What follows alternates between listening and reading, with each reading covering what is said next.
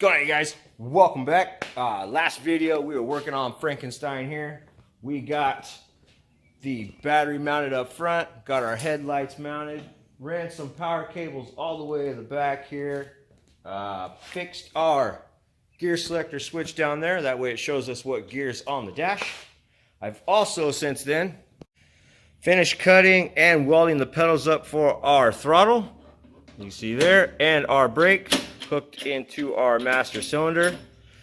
So that is pretty much ready to go. I've gone ahead and added some metal on the opposite side there so we can start coming up and fabricating a clutch pedal for this thing as well, because I'm getting really excited. I want to take this thing out, do a little cruise around the block, yard, whatever. I want to see how this thing does. So I've been kind of chipping away at all the small things off camera. But you can see here too, we've gone ahead and if you remember, or if you've been with me for a while, I had an idea of having this thing being a flip top. I've since then trashed that idea. I know I've probably mentioned it a few times.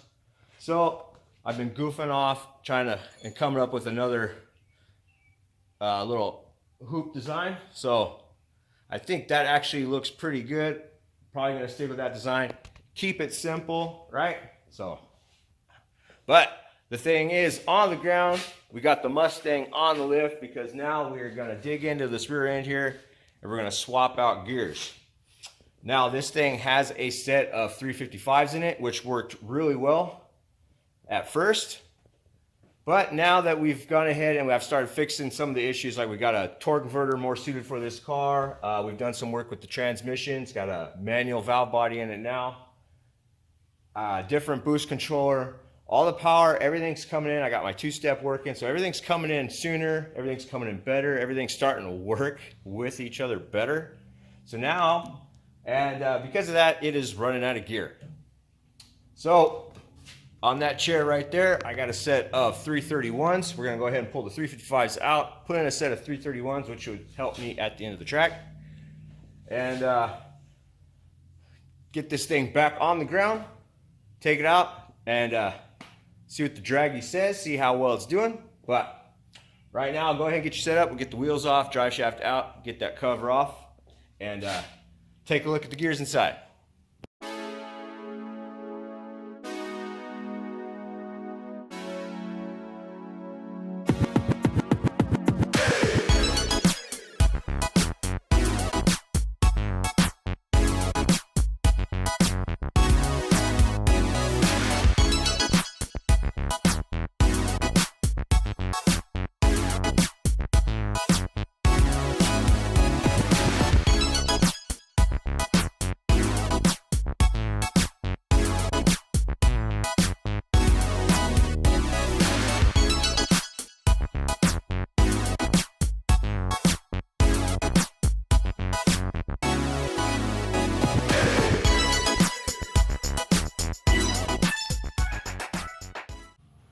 All right, rear cover's off, wheels are off, drive shaft's out, and I'm gonna tell you, it's a good thing I decided to do a gear swap in this car, and that is because my mini spool apparently does not like trans brake hits. And this is only at 1800 RPMs, and I plan on turning this thing up a little bit farther than that. Here's the chunks off that spool. It didn't damage any of the gears. Gears look good.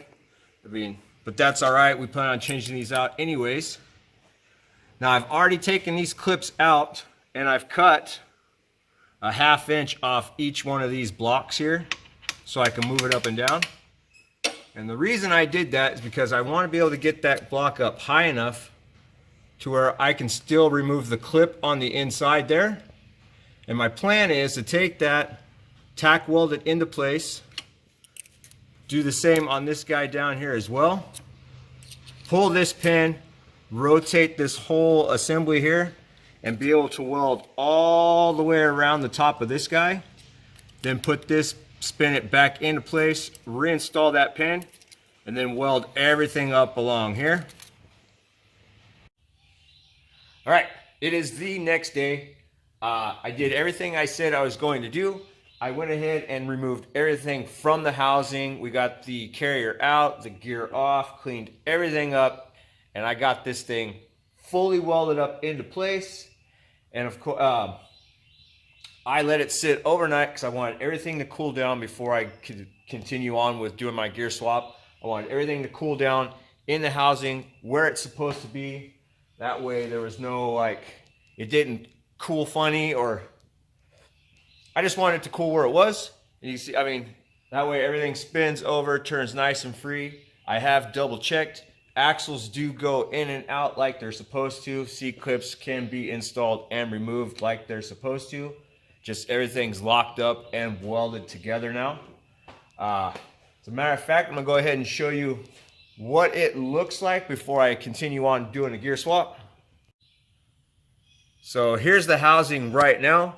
Now I did start off using the TIG welder, got here and here, started off there, but I am still pretty slow when it comes to stuff like this. So, and I didn't want to completely heat soak the thing, so I switched over to the MIG welder.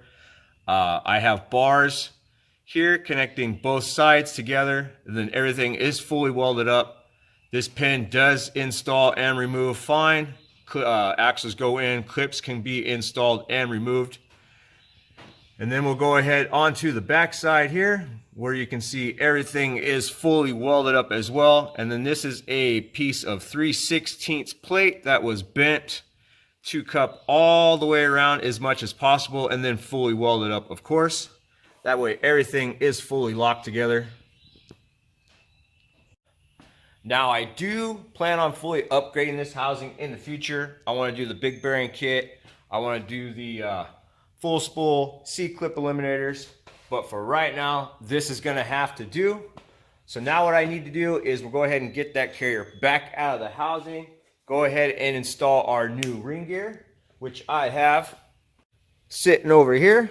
Got the pinion as well. Now for you guys that are, if you wanna do this at home, I do highly suggest you buying yourself a bearing, like a brand new bearing, and just sacrificing it. Kind of take a Dremel tool, clean out the inside.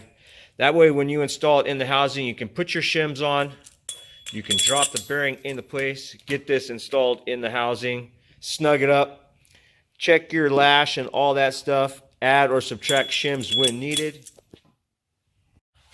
And then when you get everything figured out, everything set the way you want it, go ahead, press your new bearing on. Plus that just makes it a little bit quicker, it makes it that much more enjoyable to do. So I highly suggest you do that. Just have yourself a bearing, sacrifice it, keep it as a tool in your toolbox, and then yeah, it's just that much faster and easier. So anyways, now we got all this stuff out of the way, everything's welded up, everything's locked in place. Go ahead and get the carrier back out of the housing, install our ring gear, get the pinion set up in place, get the ring gear, get the carrier back up in there as well. Start checking our gear lash, and move on from there. So I'll get you set up and we'll start getting this thing back apart.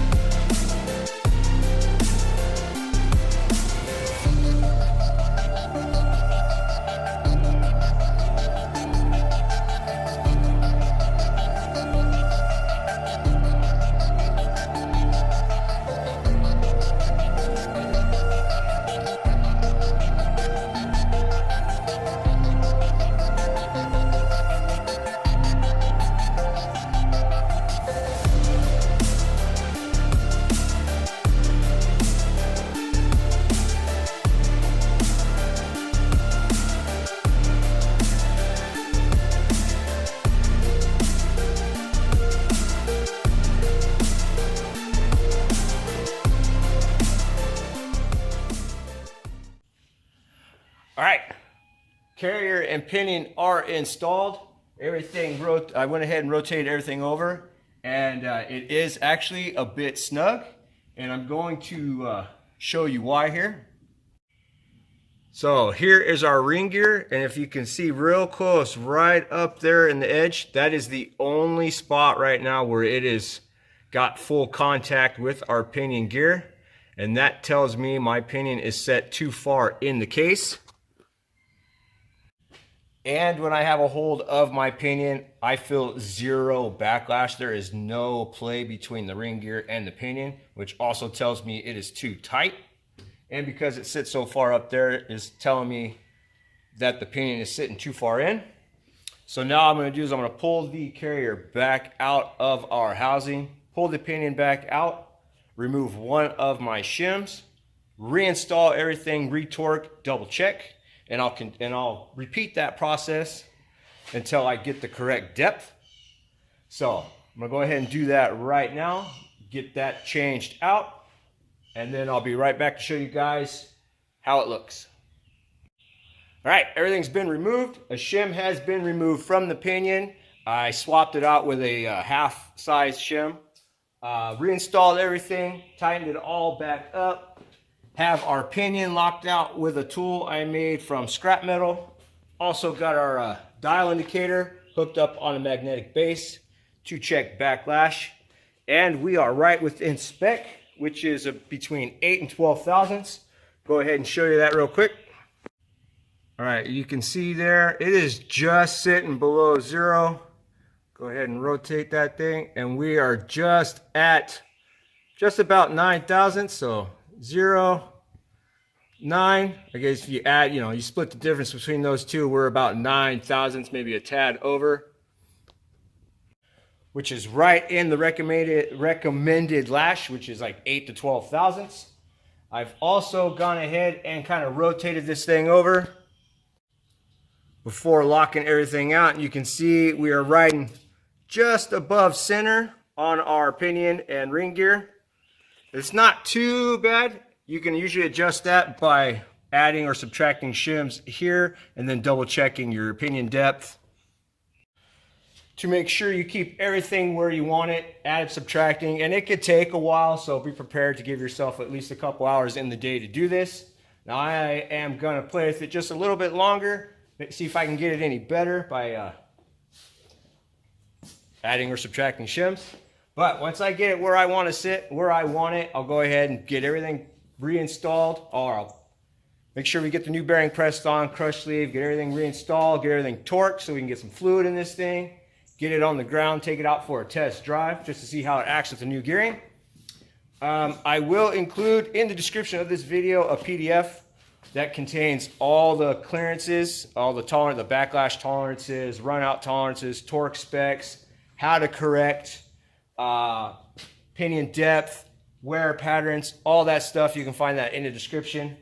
Because if I was to sit here and I could set you up and go over all that and show you how to get it correct, but it could take an hour. It could take a while. So I'm just going to go ahead and include that in a PDF in the description. Go ahead, read it.